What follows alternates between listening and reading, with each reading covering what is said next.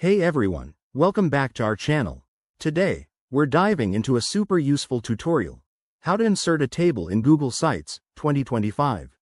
Whether you're building a professional website for your business or a simple site for a school project, tables can help you organize data neatly and make your content look polished.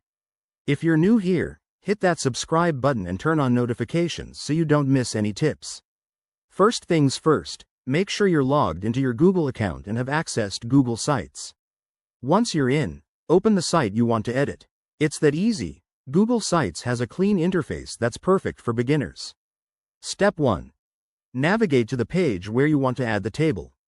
Click on the Edit button at the top right to enter editing mode. This will bring up all your editing tools. Step 2. Look for the Insert menu, usually found in the toolbar at the top of the page. In the 2025 update, Google Sites has made this even more intuitive. Hover over Insert and select Table from the dropdown.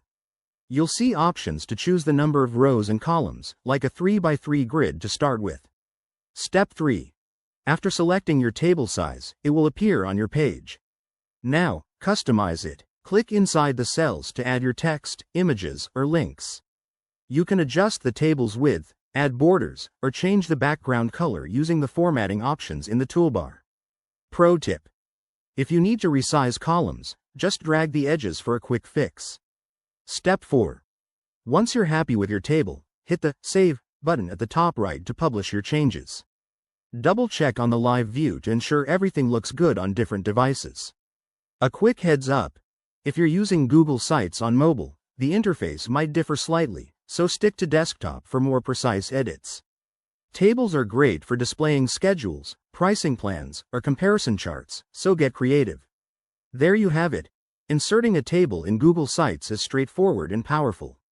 If you found this helpful, give it a thumbs up and leave a comment below if you have any questions. Don't forget to check out our other videos on Google Tools. Thanks for watching, and I'll see you in the next one.